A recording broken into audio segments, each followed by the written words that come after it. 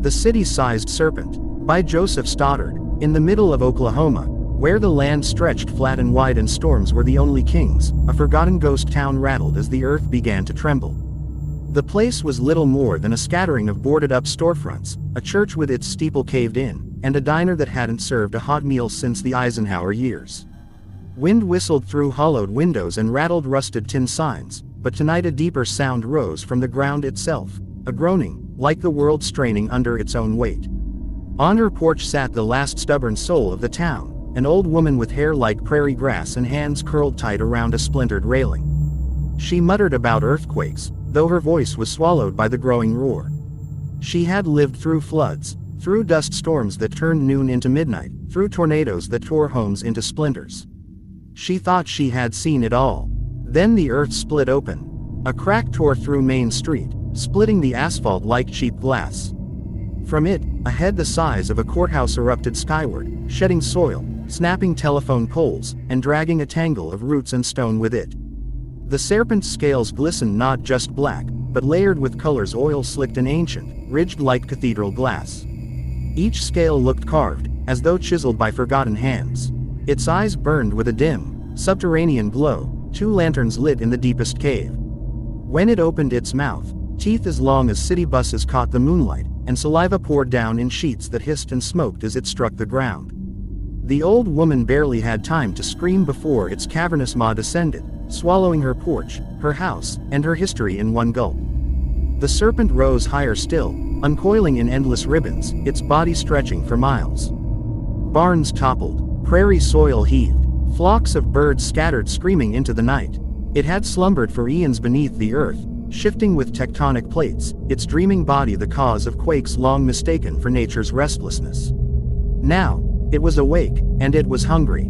Some say it had no beginning. Others whisper of petroglyphs found in desert caves, spirals carved by hands too ancient to name, showing the serpent beneath the world.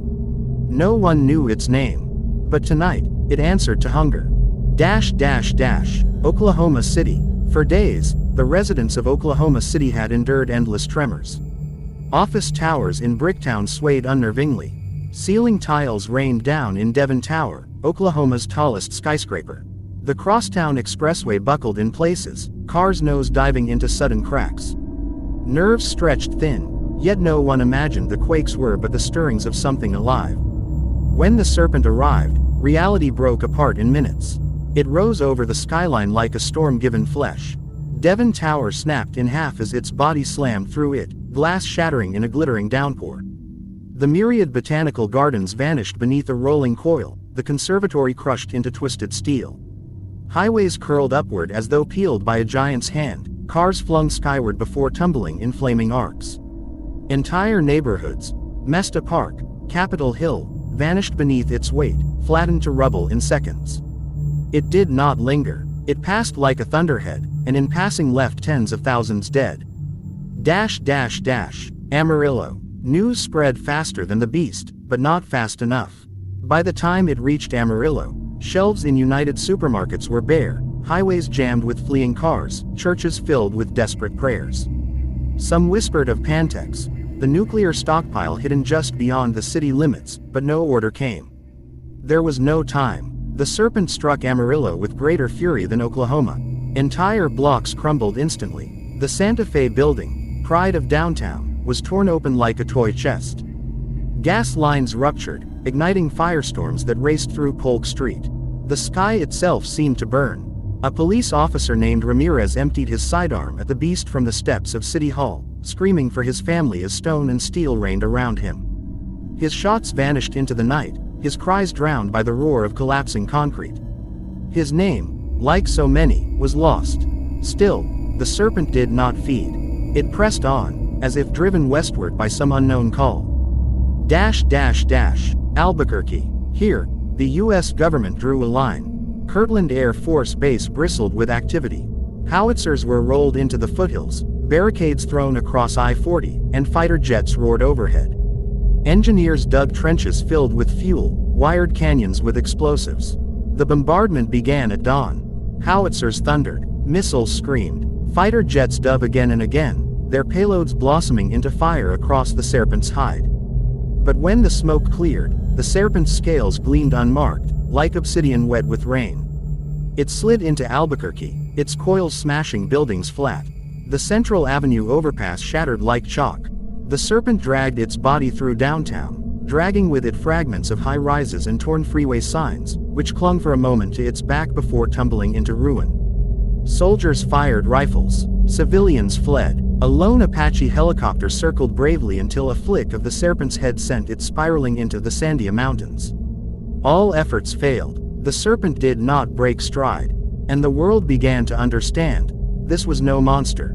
This was extinction. Flagstaff. By now, evacuation orders thundered across every broadcast. Endless columns of cars clogged Route 66, families abandoning homes to chance.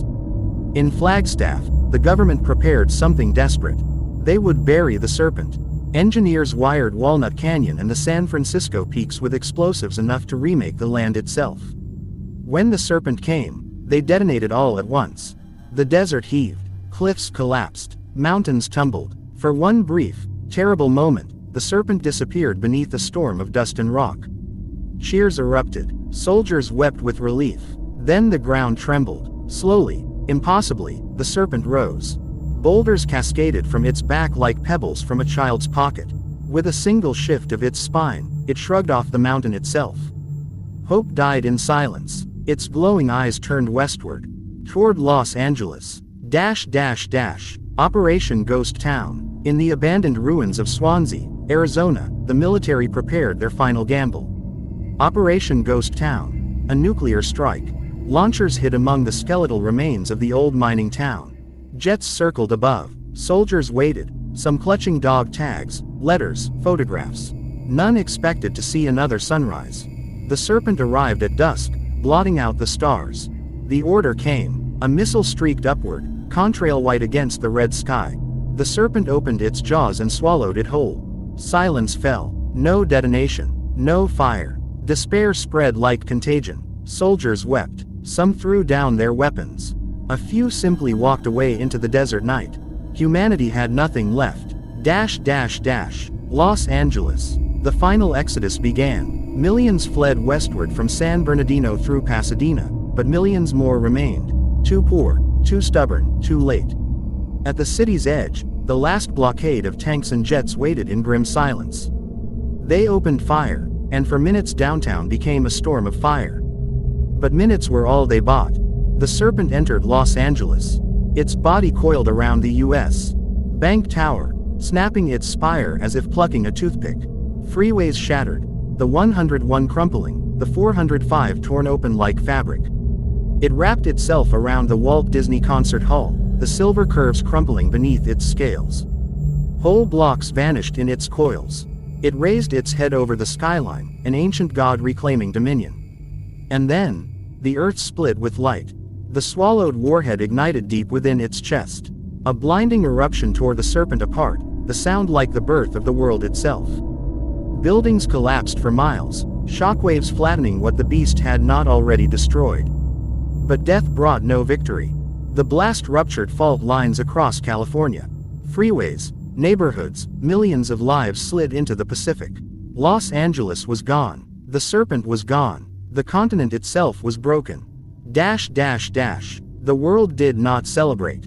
It mourned. It rebuilt. And it remembered. For on that day, humanity learned the truth. The earth was not theirs. It had only been loaned, and beneath its skin still stirred the old rulers.